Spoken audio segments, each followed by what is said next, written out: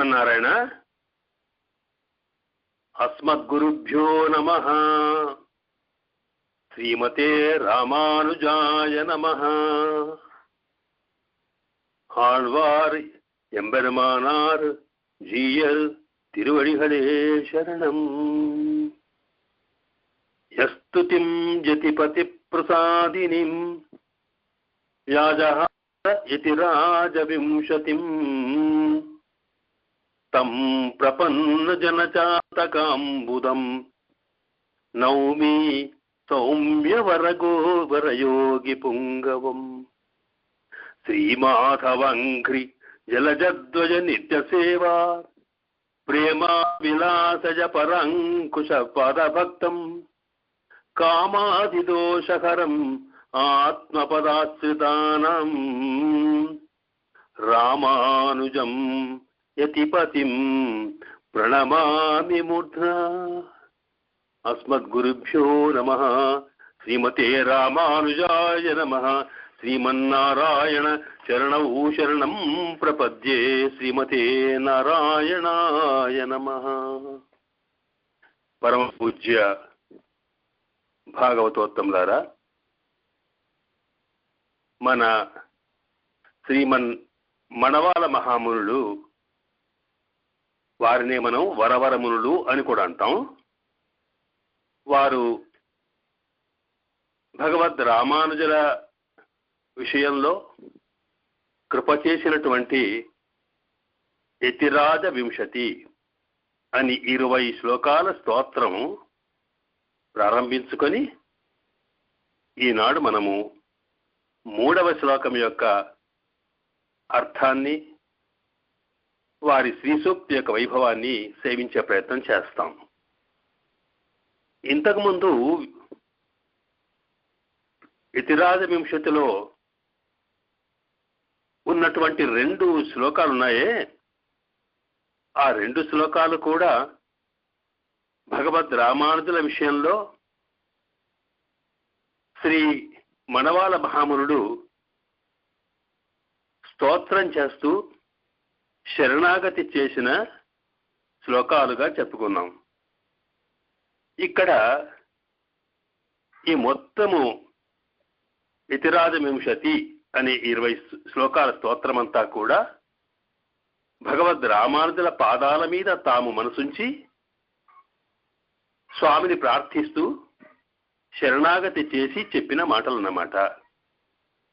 ఇక్కడ శరణాగతి అంటే ఏమిటో కూడా మనం కొంత తెలుసుకోవాలి. శరణాగతి అనే మాటలో శరణు, ఆగతి. శరణ అంటే స్వామి, నీవు తప్ప నన్ను రక్షించడంలో కానీ, నా కోరికలు నెరవేర్చడంలో కానీ మరొకరు నాకెవరూ దిక్కులేరయ్యా.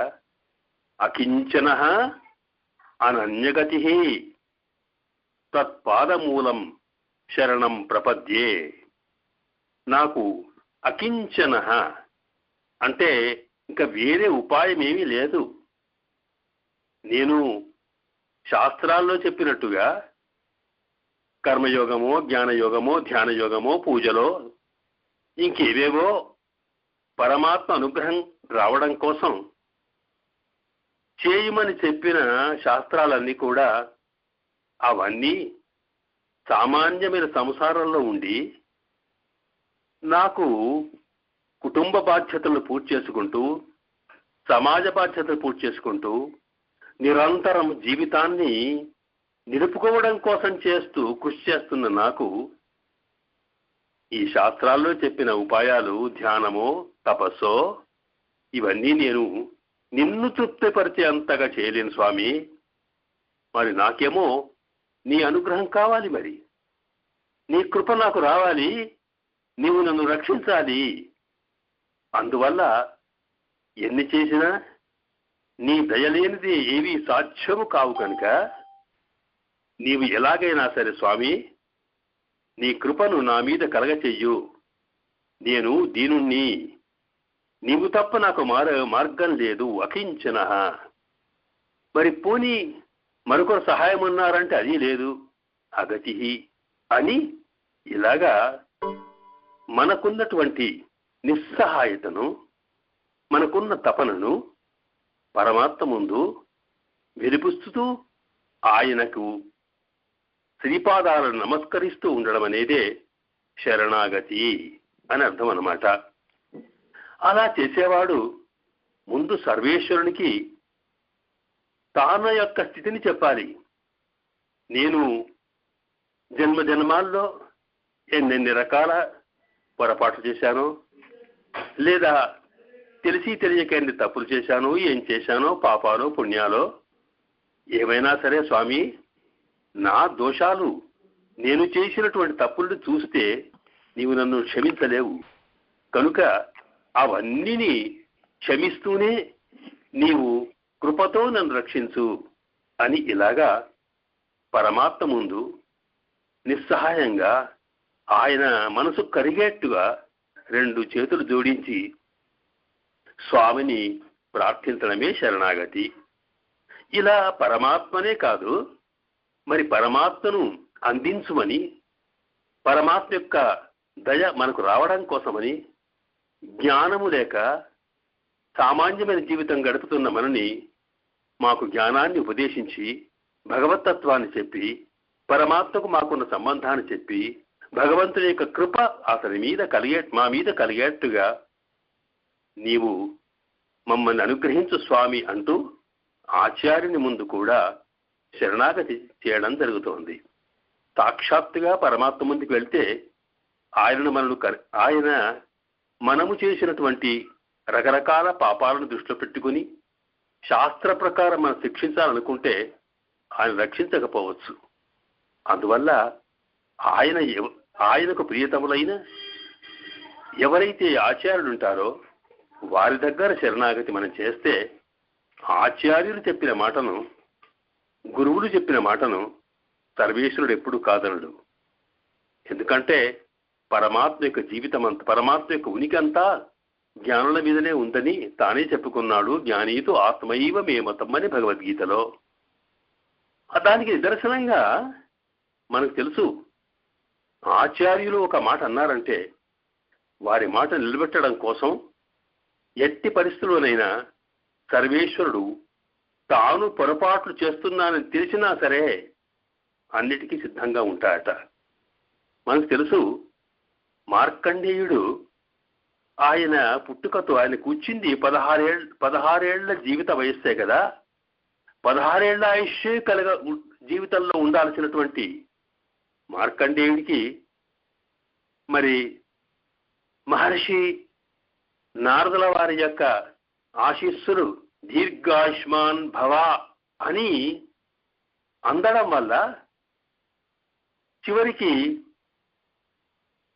నారదుల వారు చేసినటువంటి ఆశీస్సు విఫలం కాకూడదు అని పరమాత్మ శాస్త్రరూపకంగా మార్కండేయుడు చేసుకున్నటువంటి కర్మానుభవంగా ఆయనకి 16 ఆయుష్య ఉన్న నారదుల వారి ఆశీస్సును విఫలం చేయకుండా ఆయన చెప్పాడు కనుక, మరి మహాత్ముడు మహర్షి యొక్క మాటను తాను తీయలేడు కనుక స్వామి మార్కండేయుడికి అద్భుతంగా దీర్ఘాయుష్ను కృప చేశాడని మనకి పురాణాలు చెబుతున్నాయి.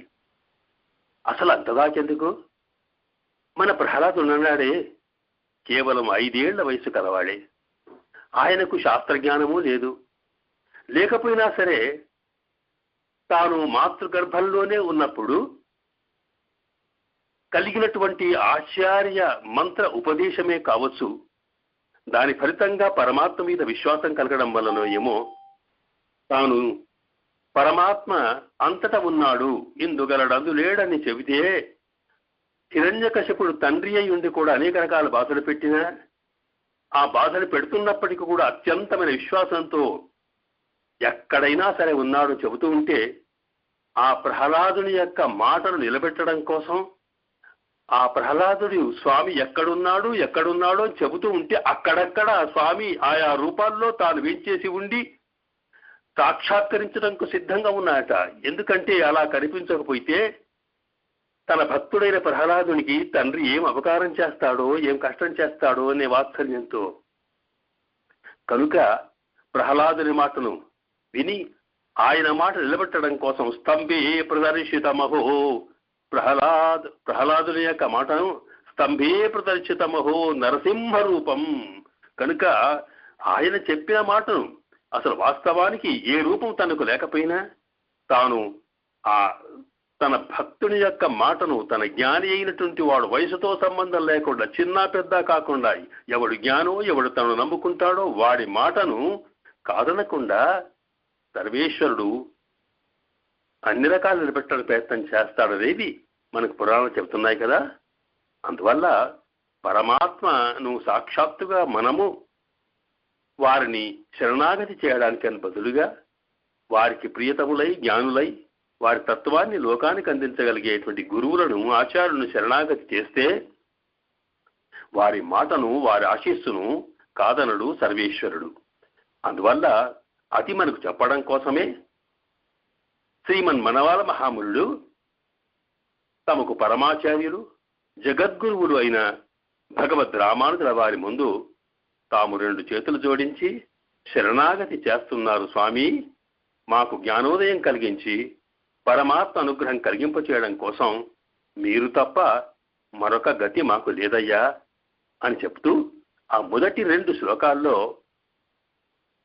భగవద్ రామానుజుల వారి శ్రీపాదాల మీద మనవాళ మహామునులు శరణాగతి చేశారు. ఈ శరణాగతి చేసేటప్పుడు కూడా ఒక విశేషం ఉన్నది. ఎక్కడ పడితే అక్కడ, ఎవడి పడితే వాడి దగ్గర నీవు తప్ప నాకు మరొకటి లేదని చెప్పడం దోషంతో కూడుకున్న పని. మనం ఏది కావాలనుకుంటున్నామో, ఏది కోరుకుంటున్నామో, ఏ ఫలాన్ని ఆశిస్తున్నామో అది మనకు అన్ని రకాల అందించగలిగే సమర్థుడు కావాలి. దాన్నే మనం ఎవరి ముందు శరణాగతి చేస్తున్నామో వారు మనకు కావలసిన విషయాన్ని అందించగలిగేటువంటి పూర్తి కలవారు కావాలి అని శాస్త్రం చెబుతోంది. కనుక ఇక్కడ భగవద్ రామానుజుల వారు వీరికి కావలసింది ఏమిటి అంటే, ఈ సంసారంలో పడి ఉండి భౌతిక వ్యవహారంలో ఉన్నటువంటి జీవికి ఒక విధమైన జ్ఞానాన్ని కలగచేసి పరమాత్మ తత్వాన్ని ఉపదేశించి ఈ సంసారం నుండి విముక్తి పొంది భగవత్ సేవా రూపంలో భగవద్ ఆనందాన్ని పొందడం కోసం, మోక్ష ప్రాప్తి కలగడం కోసం, జీవించినంతకాలం పరమాత్మ మీద విశ్వాసంతో మనం జీవిస్తూ ఉంటే వాడి అనుగ్రహం మన మీద కలగడం కోసం ఆ ఆచార్యుణ్ణి, అది కలగజేసేవాణ్ణి ప్రార్థించాలి. కనుక అంతటి శక్తి సంపన్నుడైనటువంటి ఆచార్యుడు భగవద్ రామానుజుల వారు. అందువల్ల శాస్త్రం చెబుతోంది, సగురుమేవాభిగచ్చేత్ శ్రోత్రియం బ్రహ్మనిష్టం. మనం ఆచార్యుణ్ణి ఆశ్రయించిన ఆచార్యుడు ఇలా ఉండాలి, ఎలాంటి వారి దగ్గరని మనం ఆశ్రయించాలో కూడా తెలియాలి అని శాస్త్రం చెబుతూ శ్రోత్రియం బ్రహ్మనిష్టం అని ఉంది. అంటే శృతులు, వేదములు, పురాణాలు, ఉపనిషత్తులు, వేదాంతమంతా కూడా ఏ పరమాత్మ తత్వాన్ని చెబుతుందో ఆ పరమాత్మ తత్వాన్ని బాగా తెలిసి శాస్త్రజ్ఞానం కలవాడు కావాలి. అలా ఉన్నవాడినే శ్రోత్రియం అంటారు. శృతులు, తత్వం తెలిసినవాడు అంటే పరమాత్మత్వాన్ని పొందిన జ్ఞాని అన్నమాట. భగవంతుని జ్ఞానం కలగడమే ప్రధానం కాదు, ఆ కలిగిన జ్ఞానాన్ని దాన్ని అనుభవంలోకి తెచ్చుకొని తాను ఏది తెలుసుకున్నాడో ఆ తెలుసుకున్న తత్వాన్ని తాను కనులారా సేవించో, మనసారా భావించో తాను సాక్షాత్కరించుకోగలిగేటువంటి శక్తి సంపన్నుడు కూడా కావాలి. అలాగే ఆ స్వామి విషయంలో ఆయనకు తప్ప మరొకటి కాకుండా అంకితమయ్యేటువంటి ఆచరణ కలవాడు కావాలి. దాన్నే బ్రహ్మనిష్టం అంది. బ్రహ్మ పరమాత్మ, ఆయన మీద నిష్ఠ, ఆయన మీదనే సర్వ విధములైనటువంటి శ్రద్ధ భక్తి కలిగి ఆయన అనుగ్రహం కోసం ఆచరించగలిగే శక్తి సంపన్నుడు కావాలి. ఆచార్యుడు. అందువల్ల జ్ఞానము అనుష్ఠానము ఈ రెండు ఉండాలి. ఈ రెండు కలిగి, అనుష్ఠానం అంటే ఆచరణ, జ్ఞానం అంటే తెలవడం. ఈ రెండు తెలిసినటువంటి దాంట్లో నిష్ఠుడైన వాడు, నిష్ణాత అయినటువంటి ఆచార్యుణ్ణి ఆశ్రయించాలి.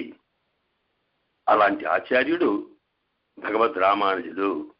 వారు భగవతత్వాన్ని, సమగ్రమైనటువంటి ఉపనిషత్తులన్నిటినీ చక్కగా సమన్వయం చేసి అందులో ఉన్నటువంటి పరమాత్మతత్వాన్ని, జీవాత్మతత్వాన్ని, పరమాత్మకు జీవాత్మకు ఉండే సంబంధాన్ని, పరమాత్మను పొందకుండా మనం ఇంతకాలం ఈ లోకంలో పుట్టడానికి కారణాన్ని, అలాంటిది పరమాత్మను ఎలా పొందాలో దానికి కావాల్సిన మార్గాన్ని, ఆ పొందిన తర్వాత అక్కడ మనం పొందగలిగే ఆనందం ఏమిటో, ఇలాంటి అనేక అంశాలు ఉపనిషత్తులో చెప్పి ఉంటే వాటినన్నింటినీ కూడా సమగ్రంగా సమన్వయపరిచి లోకానికి బ్రహ్మసూత్రాలకు భాష్యాన్ని కృపచేస్తూ గొప్ప జ్ఞానాన్ని తాము పొంది, ఆచార్యుల ద్వారా తాము పొంది ఇతరులకు అందించారు భగవద్ రామానుజులు.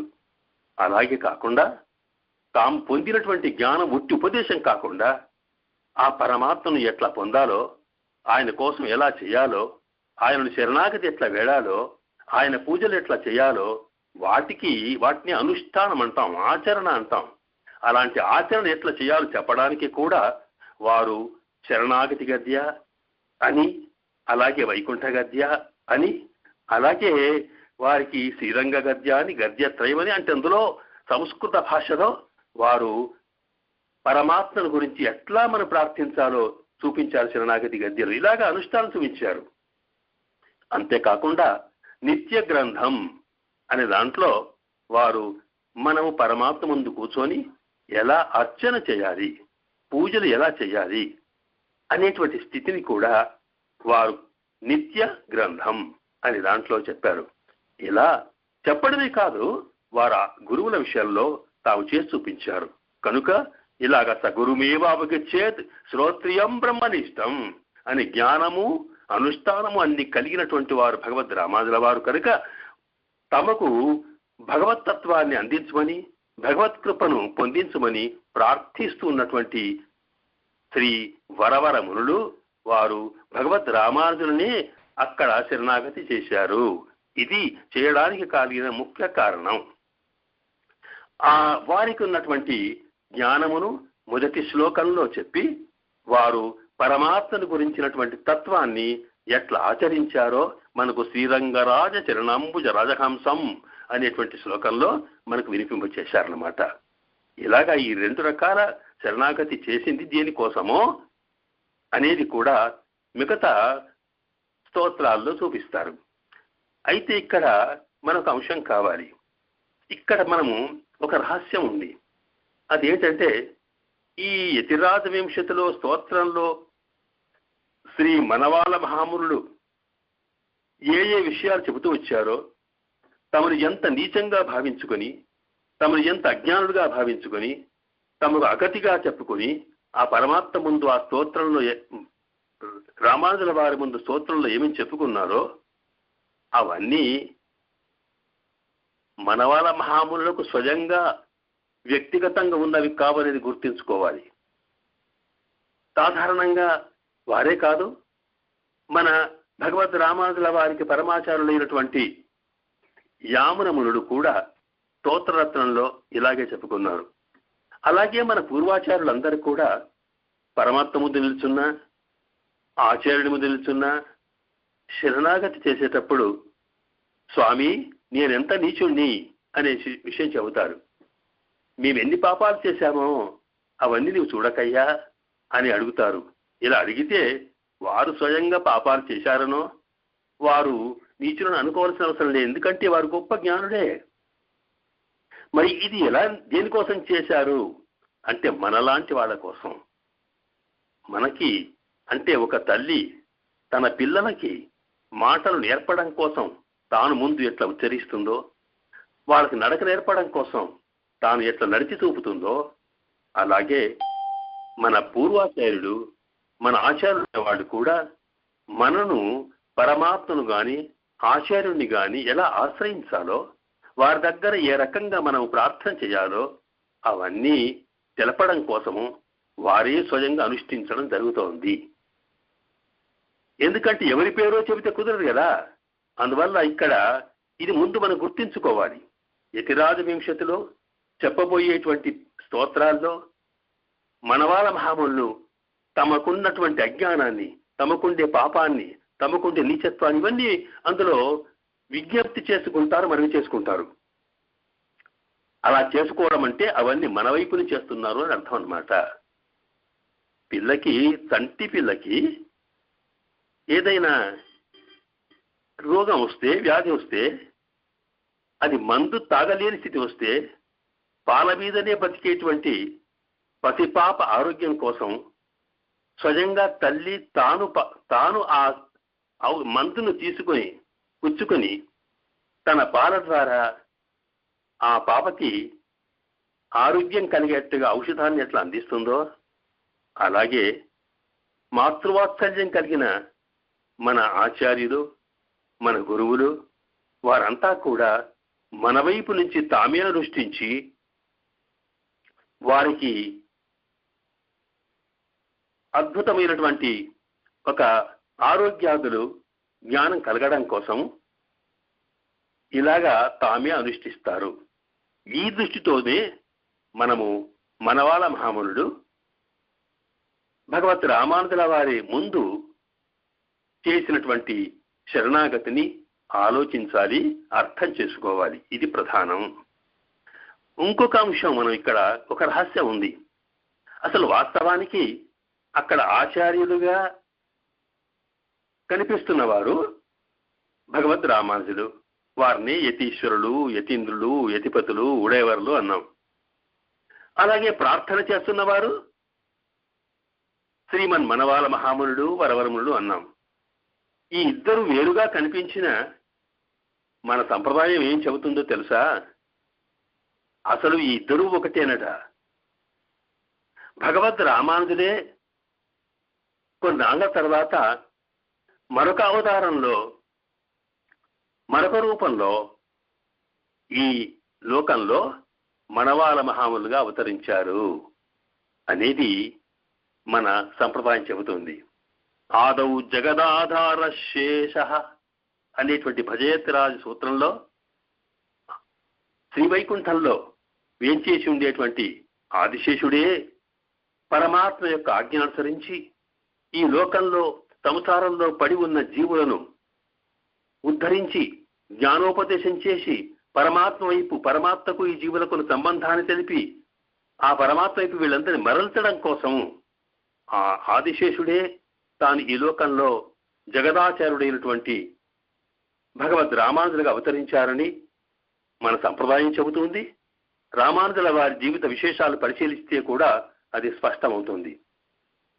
అలాగా ఆనాడు అవతరించిన ఆదిశేషుడే ఆ తర్వాత మళ్ళీ ఇక్కడ కొన్ని శతాబ్దాలకి ఇక్కడ మనవాళ మహామునుడిగా అవతరించాడట.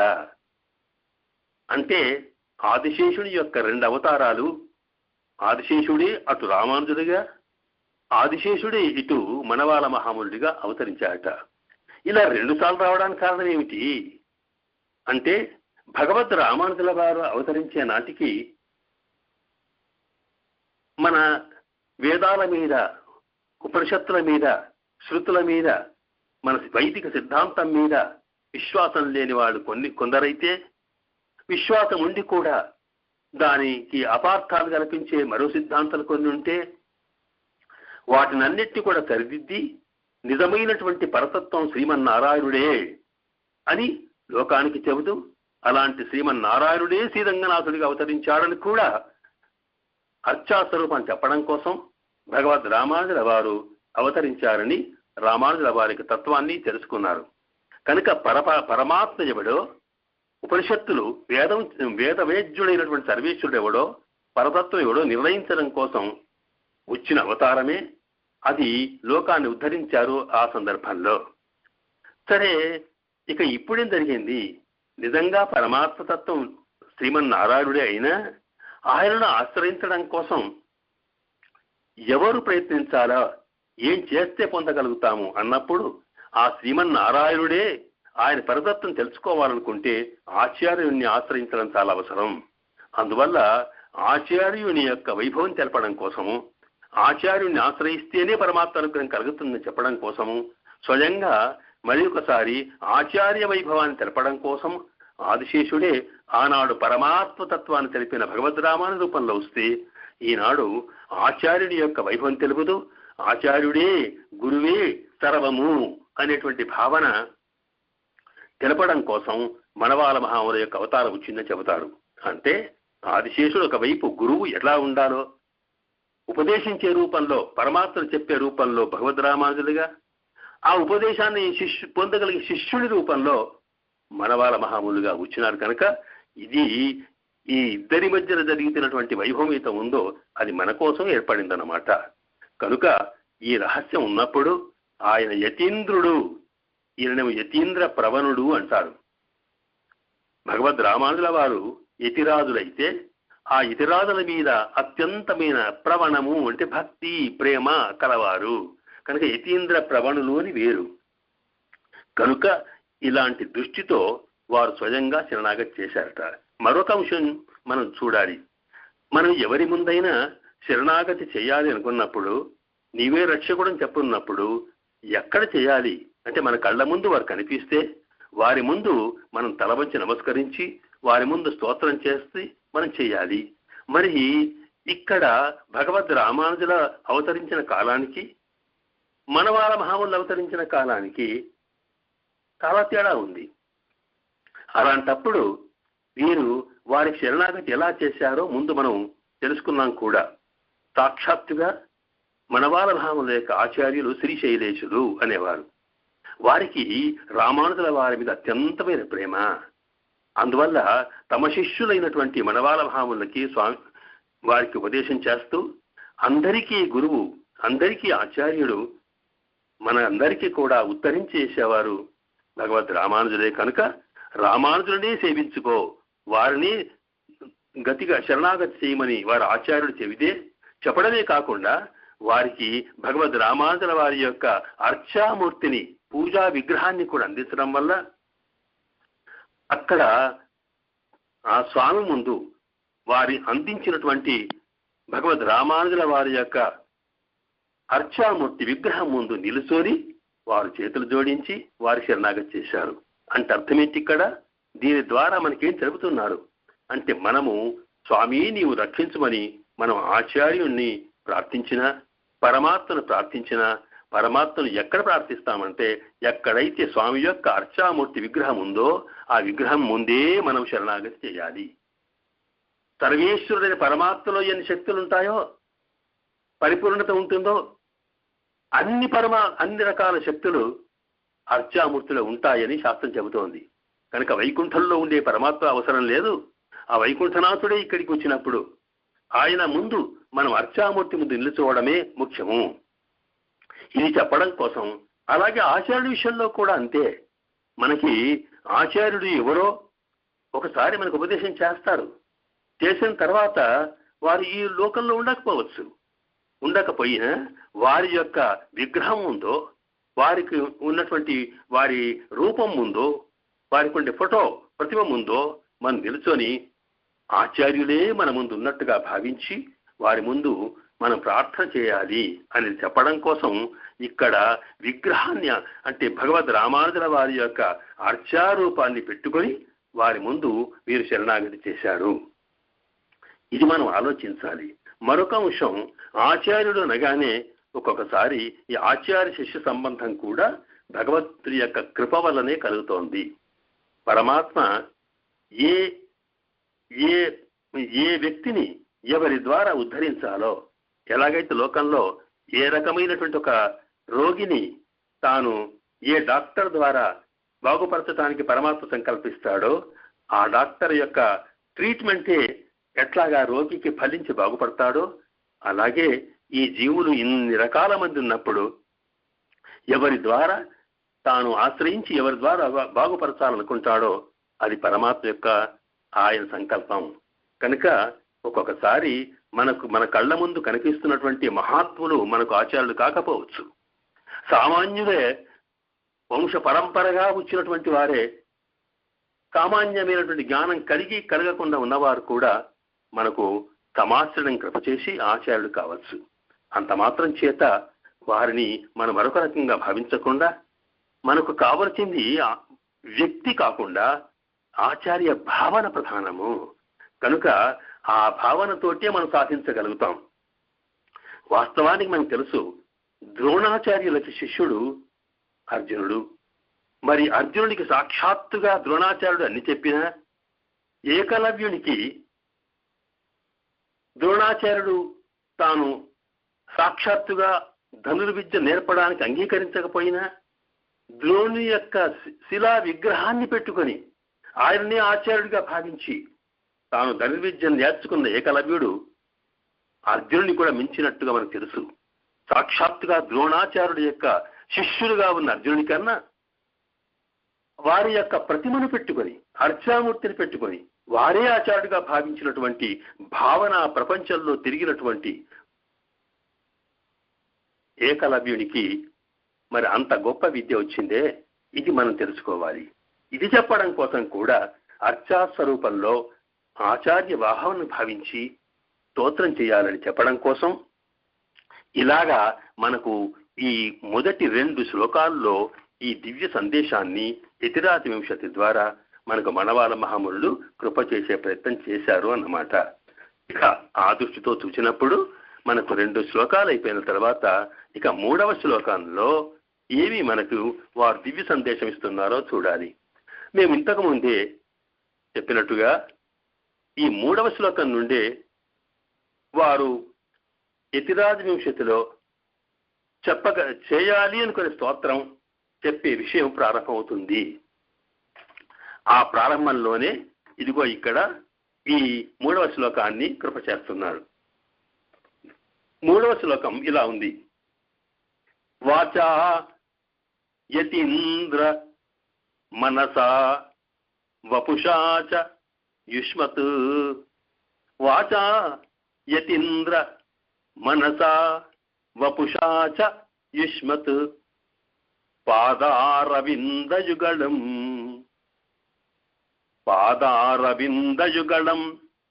భజతాం గురూణాం. వాచాయతీంద్ర మనసా వపుషా చ యుష్మత్. పాదారవిందయుగళం భజతాం గురూణాం. కూరాదినాథ కురుకేశ ముఖాద్య పుంసాం. కూరాధినాథ కురుకేశ ముఖాద్య పుంసాం. పాదానుచింతనపరః సతతం భవేయం. పాదానుచింతనపరః సతతం భవేయం. వాచాయతీంద్ర మనసా వపుషా చ యుష్మత్. పాదారవిందయుగళం భజతాం గురూణం. కూరాధినాథ కురుకేశ ముఖాద్య పుంసాం. పాదానుచింతనపరః సతతం భవేయం. ఈ శ్లోకంలో వారు చెప్పిన తాత్పర్యం ఏమిటి? ఓ యతిరాజా, మనసా వాచా కర్మణ, మనోవాక్కాయములతో త్రికరణ శుద్ధిగా నిత్యము మీ పాదార విందములే సేవిస్తూ ఉన్నారే, అలా సర్వవిధముల కూడా మీ పాదార విందములనే, మీ శ్రీచరణాలనే పూజిస్తూ సేవిస్తూ ఉండే మీ శిష్యులుగా ఉన్న మాకు గురువులైన పూజ్య గురువులున్నారే, మీకు శిష్యులుగా ఉండి ఆ తర్వాత ఈనాడు మాకు గురువులుగా ఉన్నటువంటి పూజ్య గురువులు ఎందరో ఉన్నారే, అలాంటి వాళ్ళలో ప్రధానులైన వారు కొందరున్నారు. కూరేశమిశ్రుడు, కూరాదినాథుడు అనేటువంటి పేరు కలిగిన పెద్దలు ఎందరో ఉన్నారే, అలాంటి వారందరి పూర్వాచార్యుల యొక్క పాదములను మేము ఎల్లప్పుడూ స్మరిస్తూ వారిని మనసా ధ్యానిస్తూ వారి సేవ కోసమే తప్పిస్తూ ఎప్పటికీ ఉండేట్టుగా దాసుణ్ణి అనుగ్రహించు స్వామి అని శ్రీమన్ మనవాళ మహామునులు యతిరాజులను ప్రార్థించారు ఈ శ్లోకంలో. అందులో యతీంద్ర అని ప్రారంభం చేశారు. యతీంద్రుడు ఇక్కడ యతిరాజ వింశతిలో ఒక్కొక్క శ్లోకంలో భగవద్ రామానుజుల వారి యొక్క ఒక్కొక్క తిరునామాన్ని, ఒక్కొక్క నామాన్ని వారు స్మరిస్తూ ఉంటారు. ఎందుకంటే గురోర్నామ సదా జపేత్, ఏది ఉన్నా లేకపోయినా గురువు గారి యొక్క నామాన్ని ఎప్పుడూ జపం చేయాలట. అది చాలు గురువు గారి ఆజ్ఞ రావడం కోసమో, వారి దయ మన మీద కలగడం కోసమో. అందువల్ల ప్రతి శ్లోకంలో కూడా యతిరాజ, యతీంద్ర, రామానుజ అని వారు ఒక్కొక్క శ్లోకంలో ఒక్కొక్క రకమైన తిరునామాన్ని పలుకుతూ ఉంటారు. అందులో ఈ 3 శ్లోకం నుంచి మనకు 3, 4, 5 3 శ్లోకాల్లో కూడా ఒక వారు యతీంద్ర యతీంద్ర అని పిలుస్తున్నారు. ఇక్కడ ఎందుకు కారణం అంటే, ఈ ప్రారంభంలోనే మనం ఒక శరణాగతి చేసేటప్పటికీ, అంటే ప్రార్థన చేసినప్పుడు ఏదో ఒక కోరిక చేసి ప్రార్థన చేస్తాం కదా, అలాగే మనవాళ మహామునులు రామానుజుల వారి ముందు ప్రార్థన చేసేటప్పుడు తమను రక్షించుమని కోరుకున్నారు. ఈ రక్షణ అంటే ఏమిటి? మనం కూడా పరమాత్మని స్వామి నువ్వు రక్షించవయ్యా, కాపాడవయ్యా అని కోరతాం. ఇలాగ రక్షించడమైన దానికి మన పెద్దలు చక్కని వివరణ ఇచ్చారు. రక్షించడం అంటే 2 మాటలు ఉంటాయి అందులో. ఒకటి ఇష్టప్రాప్తి, రెండవది అనిష్ట నివృత్తి. అనిష్ట నివృత్తి అంటే ఇష్టం అంటే నాకు ఇష్టమైనది, అనిష్టం అంటే ఇష్టం కాంది. నాకు ఏది ఇష్టమో అది నాకు ఇవ్వమని, నాకు కృప చేయమని, నాకు ఏది వద్దనుకుంటానో ఇష్టం లేదో దాన్ని తీసేయమని, ఈ 2 రకాల విషయాలు కోరికలు ఉంటాయి. ఇది అనిష్ట నివృత్తి, ఇష్టప్రాప్తి అనేది రక్షణ. కాపాడవయ్యా అంటే నాకు అవసరం లేనిది తీసేసి నాకు అవసరం ఉన్న దానిని కృప చేసి రక్షించు అని అర్థం అన్నమాట. ఇది మనం ఎవరి దగ్గరికి వెళ్ళినా మనం కోరుకునే కోరికను బట్టి మనకి ఏది అవసరం లేదో, ఏది అవసరమో అది తెలుస్తుంది. సాధారణంగా మనం ఒక పేషెంట్గా డాక్టర్ దగ్గరికి వెళ్ళామనుకోండి, అక్కడికి వెళ్ళిన తర్వాత మనకు కావాల్సింది ఏమిటి? డాక్టర్ చేయాల్సిన పని ఏమిటి? ప్రార్థిస్తాం, డాక్టర్ రిక్వెస్ట్ చేస్తాం, మనలో ఉండే రోగాన్ని తొలగించాలి. రోగం ఉండడం మనకి ఇష్టం లేదు కనుక దీన్ని అనిష్ట నివృత్తి అంటాం. మరి ఏది కావాలి? రోగం పోవడమే కాదు, ఆరోగ్యం కావాలి. ఆరోగ్యం నాకు ఇష్టమైంది కనుక ఇష్ట ప్రాప్తి. ఈ 2 కావాలని కోరతాం కనుకనే పేషెంట్లో ఉండే రోగాన్ని తీయడం కోసం ముందు రోగానికి ట్రీట్మెంట్ చేసి ఆ తర్వాత బలాన్ని కలగచేసేటువంటి ఔషధాన్ని ఇస్తాడు డాక్టరు. అలాగే మనం ఎవరి దగ్గరికి వెళ్ళినా సరే మనకు అవసరమైంది కావాలడం, అనవసరమైంది తీసేయడం, ఇదే రక్షించడం అనే దానికి మన శాస్త్రాలు చెబుతున్నాయి. మరి గురువు దగ్గరికి వెళ్ళినప్పుడు లేక పరమాత్మ దగ్గరికి వెళితే అనేక రకమైన కోరికలు ఉంటాయి. పరమాత్మ దగ్గరికి వెళ్ళిన తర్వాత ఆర్తో జిజ్ఞాసు అర్ధార్థి అని భగవద్గీతలు చెప్పారే. కొందరికి దరిద్రం పోవాలి, ధనం కావాలని, రోగాలు పోవాలి, ఆరోగ్యం కావాలని, ఇంకేవేవో కోరికలు కోరతాం పరమాత్మ దగ్గర. కానీ గురువు దగ్గర ఏం కోరతాం మనం? మనకు ఆచార్యులు వచ్చేది దేనికోసం? ఇవన్నీ కాదు.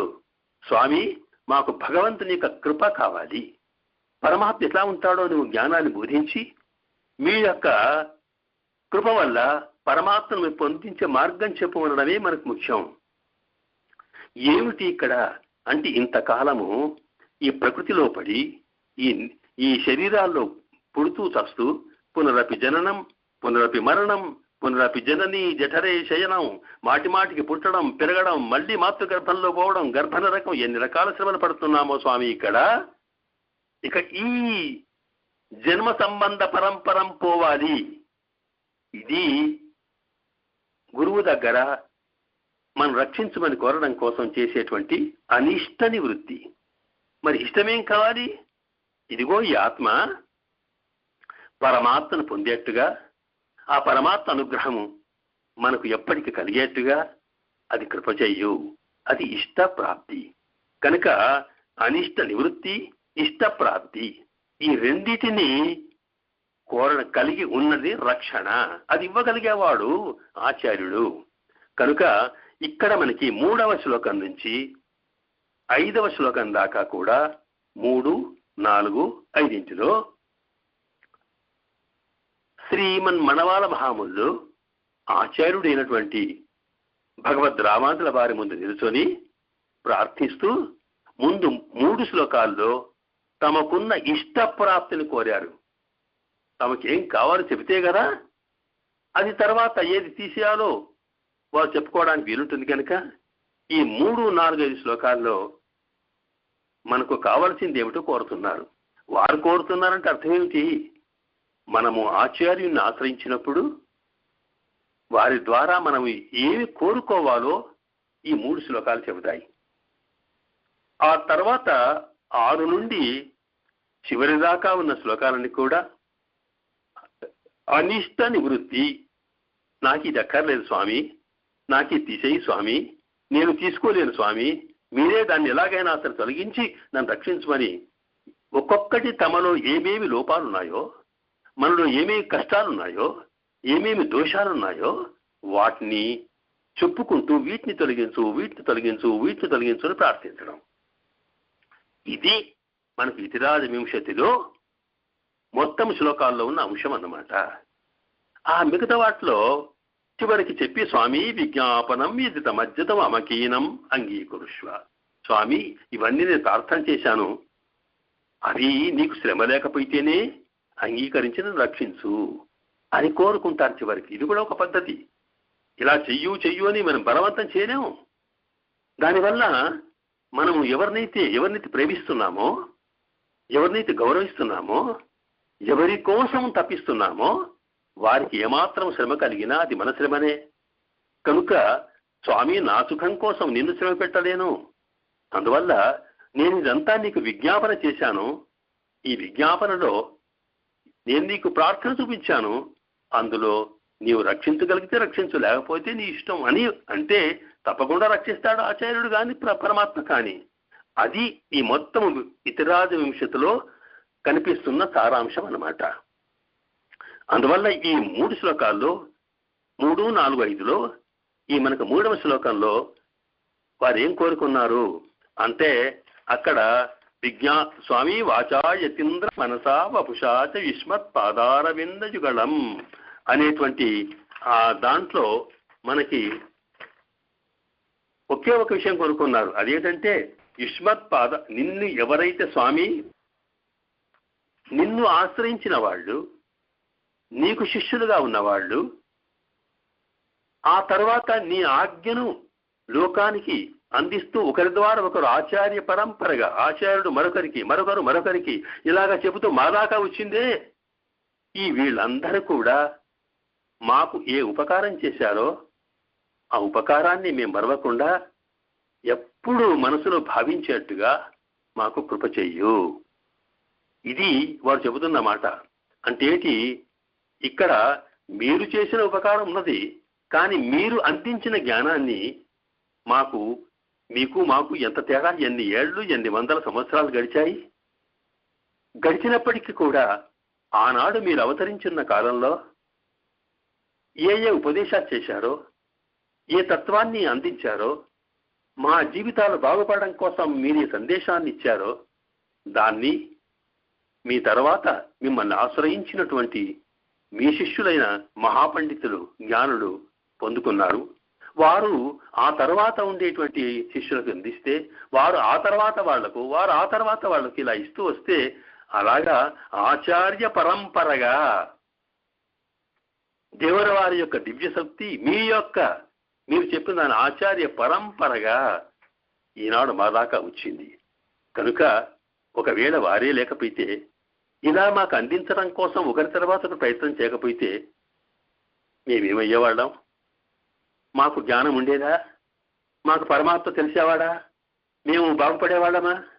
కనుక ముందుగా మా కోసం మీ దివ్య సందేశాన్ని ఒకరి ద్వారా ఒకరిగా అందిస్తూ మా దాకా వచ్చినటువంటి పూర్వాచార్యులు, మాకు పూర్వాచార్యులు, మీ పాదములను ఆశ్రయించిన శిష్యులు, వీరికి మేమెప్పుడు వారు చేసిన ఉపకారం ఉందే, ఇది గొప్ప ఉపకారం.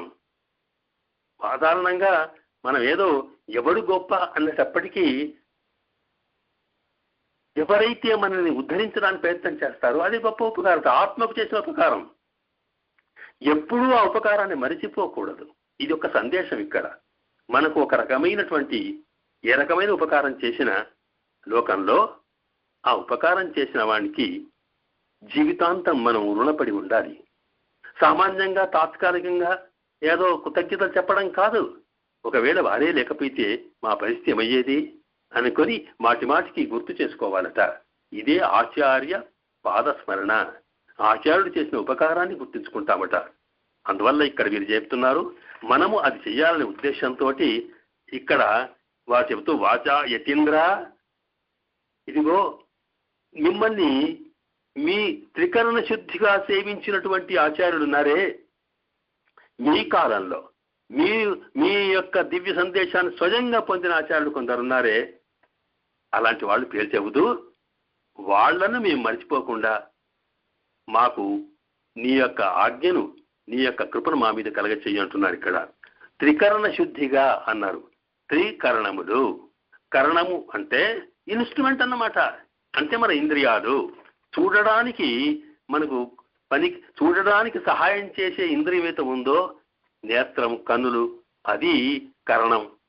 మనం మన ఆలోచనకి మూలమైనటువంటి మనసైతే ఉందో అది ఒక కరణం.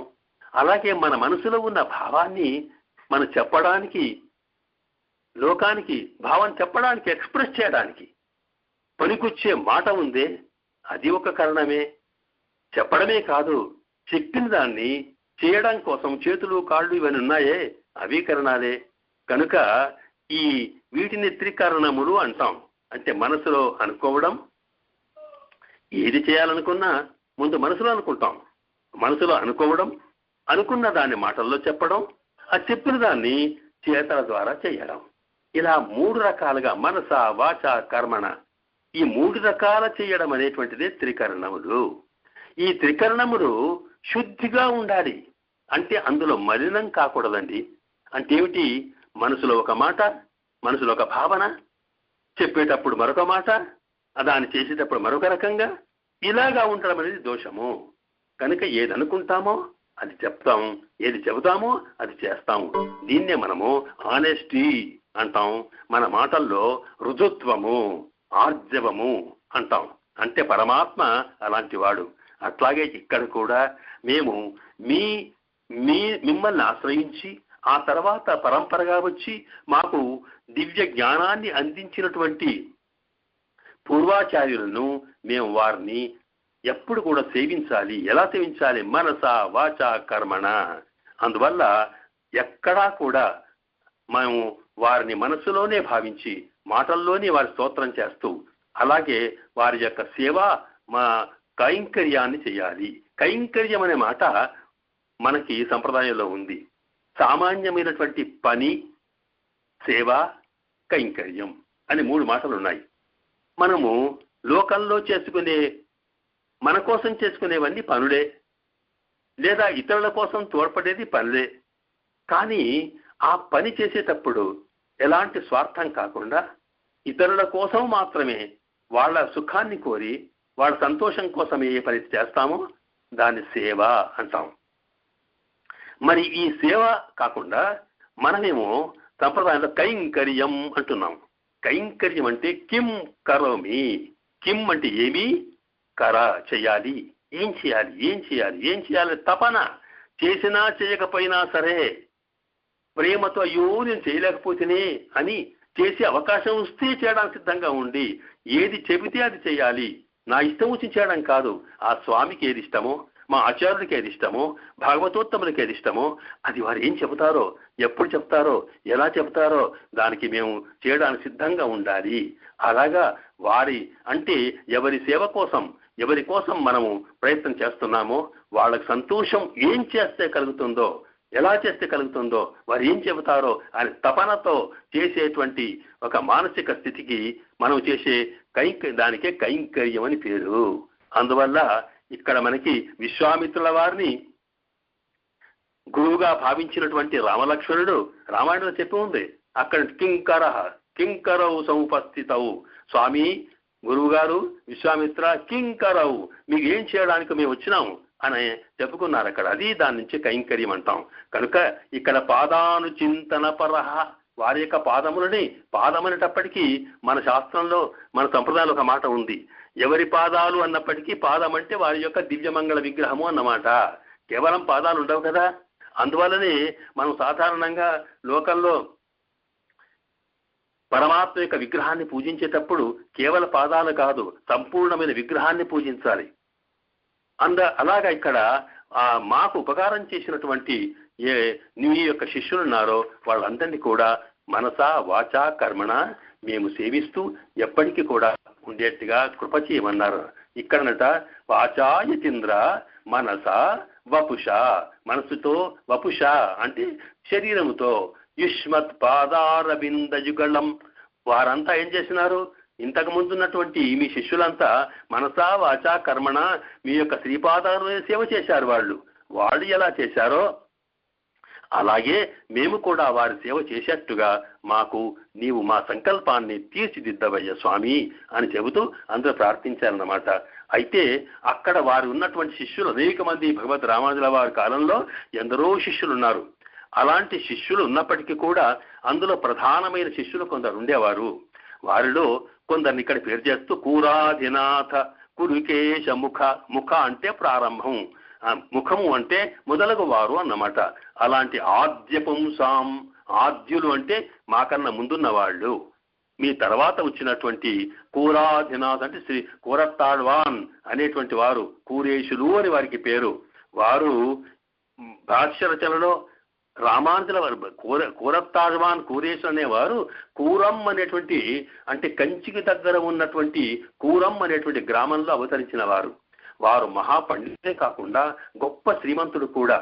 అలాంటి వారు భగవద్ రామానుజుల వారిని కంచిలో ఉన్నప్పుడే వారిని సేవించిన తర్వాత, ఆ తర్వాత రామానుజుల వారు ఎప్పుడైతే శ్రీరంగంకు వెళ్ళారో వారికి దూరమైనందువల్ల వారిని విడిచి ఉండలేక ఈ కూరేశులు, కూరత్తాళ్వాన్ అనేవారు, వారేంటంటే కూరములో ఉన్నవారు, అక్కడి నుంచి తమకున్న సకల ఆస్తినంతా కూడా అందరికీ సామాన్యంగా ఏంటి లేని వాళ్ళందరికీ ఇచ్చి దానము చేసో, వారికి లేకపోతే దీనులకు ఇలా పంచిపెట్టి తాము ఏమీ లేకుండా కుటుంబంతో సహా శ్రీరంగానికి వెళ్ళి శ్రీమద్ రామానుజుల వారిని ఆశ్రయించుకొని అక్కడే సామాన్యమైన జీవితం గడిపారట. అంటే రామానుజుల వారిని క్షణం కూడా వదలలేకుండా ఉన్నటువంటి ఆచార్య ప్రతిపత్తి కలిగిన వారు కూరాజనాథుడు. వారు మహాపండితులు అవడం వల్ల వారెప్పుడు కూడా భగవద్ రామానుజుల వారు భాష్యరచనలో కానీ లేక ఇతర సిద్ధాంతాలు కలిగినటువంటి వ్యక్తులతో పోరాటంలో, వాదనలో కానీ ఇలాంటి వాటిలలో వారికి అనేక రకాలుగా తోడ్పడుతూ పాండిత్యంలో వారి సహాయం చేస్తూ ఉండేవారట. ఎవరు? కూరేశుడు. కనుక మనకు భగవద్ రామానుజుల వారు అందించినటువంటి 2 పద్ధతులు ఉన్నాయి. ఒకటి సంస్కృత శాస్త్రాల్లో లేక ఉపనిషత్తుల్లో ఉన్న తత్వాన్ని మనకు అందించడం, రెండవది మన ఆళ్వార్ ఆచార్యుల యొక్క సూక్తి ద్రవిడ భాషలో ఉందే దాంట్లో ఉండే విశేషాల్ని మనకు వివరించడం. ఈ 2 చేయడం కోసము వారిద్దరిని ఉపయోగించుకున్నారు. ఒకరేమో పండితులైనటువంటి కూరేశులు, అది రెండవదేమో కురికేశులు అనేవారు. ఈ కురికేశులు అనేవారట వారు రామానుజుల వారికి ఎంత ప్రియతములంటే రామానుజుల వారి మీద కొడుకు కన్నా ఎక్కువగా చూసేవారట. అసలు కూరేశు చంద్ర జలధిం అని రామానుజుల వారిని అంటారు.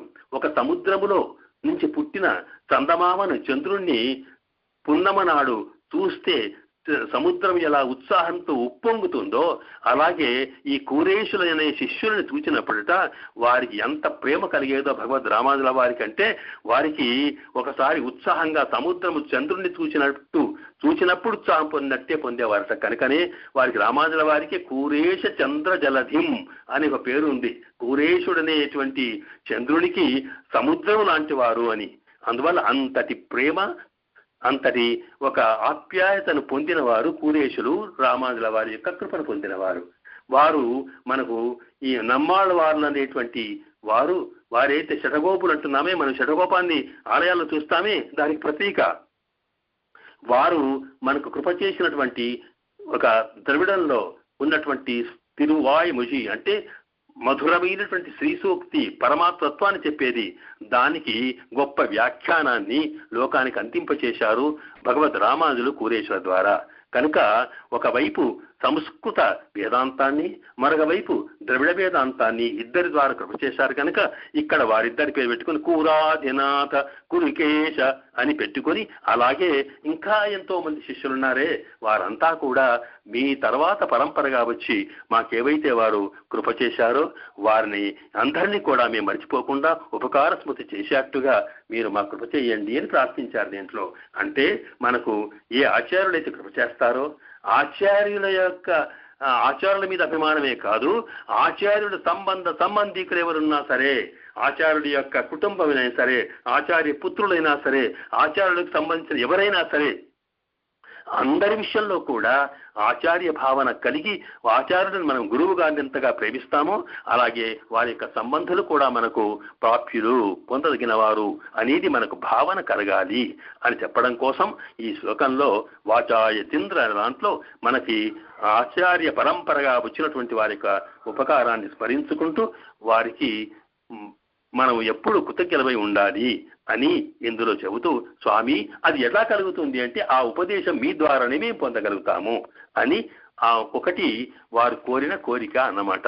మేము ఎప్పుడు కూడా మాకు ఉపకారం చేసినటువంటి, జ్ఞానోపదేశం చేసినటువంటి పెద్దలని మరిచిపోకుండా మాలో ఆ భక్తి విశ్వాసాలు కలిగేట్టుగా మీరు మాకు మీ అనుగ్రహాన్ని కృప చేయండి, మీ ఉపదేశాన్ని చెయ్యండి అని ప్రార్థించారు ఈ శ్లోకంలో. అంటే ఇది ఇష్టమైనటువంటి అంశం అన్నమాట. కనుక ఇష్ట ప్రాప్తి కోసం వారు చేసినటువంటి కార్యక్రమంలో ఇది ఒకటి. ఇక తర్వాత రెండవ దాంట్లోనేమో నిత్యం యతీంద్ర అనే దాంట్లో మరొక పాత్రలో సాక్షాత్తుగా ఇంతటి కృప చేసినటువంటి మిమ్మల్ని మేము మర్చిపోకుండా మీ సేవలోనే మేము ఉండేట్టుగా మమ్మల్ని రక్షించండి అంటూ అందులో ప్రార్థిస్తారు. ఆ 4వ శ్లోకమే ప్రధానంగా ముఖ్యమైంది ఈ యతిరాజ వింశతిలో. ఆ 4వ శ్లోకం ఏదైతే ఉందో దాంట్లో చెప్పిన అర్థాన్నే మిగతా శ్లోకాల్లో ఒక్కొక్క విషయాన్ని తీసుకొని వివరిస్తూ పోయినారు. అందువల్ల అది మొత్తము యతిరాజ వింశతికి ఇది మూలము, కీ పాయింట్ అన్నమాట. అది బాగా అర్థమైతే మనకు మొత్తము యతిరాజ వింశతి అర్థమైనట్టుగా కారణమవుతుంది. కనుక దాన్ని మనము మరొక రాబోయేటువంటి మన ప్రవచనాల్లో ప్రత్యేకంగా ఆ శ్లోకాన్ని వివరించుకునే ప్రయత్నం చేద్దాం. ఎందుకంటే దాన్ని ఇప్పుడు మనం వివరిస్తే దానికి న్యాయం చేయలేము. కనుక ఆ విషయాన్ని మరో ప్రవచనానికి మేము దాన్ని పోస్ట్ పోన్ చేస్తున్నాం. దయచేసి మన్నించాల్సిందిగా ప్రార్థిస్తున్నాం. జయ శ్రీమన్నారాయణ.